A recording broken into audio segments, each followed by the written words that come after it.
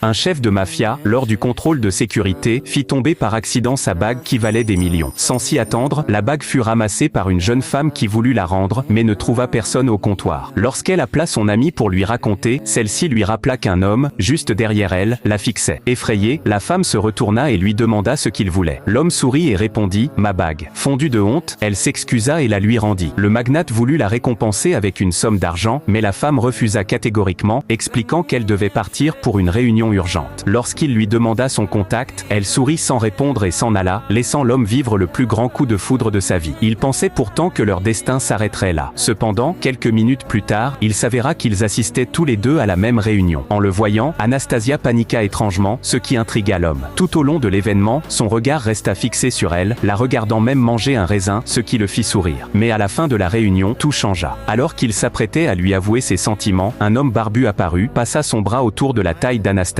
annonça qu'elle était sa fiancée et invita Dimitri à leur mariage. À ces mots, le magnate resta figé, profondément déçu. Ce soir-là, lors du dîner, il ne put empêcher son regard de se poser sur Anastasia lorsqu'elle entra telle une princesse. Pourtant, à table, son fiancé ne tira même pas la chaise pour elle. Mal à l'aise, Anastasia prit un raisin pour calmer sa faim, mais l'homme barbu la réprimanda aussitôt, lui reprochant de manger devant le financeur. Le magnate, qui avait tout vu, intervint calmement et lui dit qu'elle pouvait manger à sa guise. Ce geste attentionné réchauffa le cœur d'Anastasia. Elle continua à manger et croisa par inadvertance le regard tendre du magnate. Après le dîner, en sortant des toilettes, Dimitri surprit l'homme barbu en train de draguer une autre femme. Il ne s'attendait pas à le voir aussi infidèle. Il chercha Anastasia partout et la vit seule près de la fenêtre, face au vent marin. Il s'approcha doucement pour lui parler, sans mentionner ce qu'il venait de voir, afin de ne pas la blesser. Alors qu'il allait presque se déclarer, un homme chauve arriva en courant, annonçant que l'homme barbu avait trop bu et avait perdu connaissance. Plus d'une dizaine de personnes essayèrent pendant une demi-heure de le réveiller, mais il ne réagissait pas. Sans autre solution, le magnate conduisit sa voiture de luxe pour les ramener au campement. En arrivant, il découvrit qu'Anastasia dormait dans une chambre à 2 lits, et non dans une chambre de couple. Il devint clair que leur relation n'était pas aussi intime qu'elle en avait l'air. Après lui avoir souhaité bonne nuit, il quitta les lieux. Le lendemain, ils devaient repartir dans le désert pour une réunion. Anastasia refusa d'y participer, préférant admirer le coucher de soleil. Lorsque son fiancé refusa de l'accompagner, Dimitri prit sa défense et proposa de l'emmener se promener. Comme Dimitri était son patron, l'homme barbu accepta à contre-cœur. Ils roulèrent à travers le désert sous le soleil couchant jusqu'à une oasis. Profitant de ce moment suspendu, Dimitri trouva enfin le courage de lui avouer son amour, lui disant qu'il l'aimait depuis leur première rencontre. Anastasia, confuse, évite le sujet. Il respecta sa décision et décida de la raccompagner. Mais une fois dans la voiture, ils découvrirent qu'il n'y avait plus d'essence. Ils risquaient de passer la nuit là. Désemparé, Dimitri aperçut un homme au loin, abandonna sa voiture de luxe et emmena Anastasia galoper dans le désert. Sous les derniers rayons du soleil, ils se dirent au revoir, croyant que leur histoire s'arrêtait là. Sans savoir que le jour du mariage d'Anastasia, Dimitri apparaîtrait pour tout arrêter.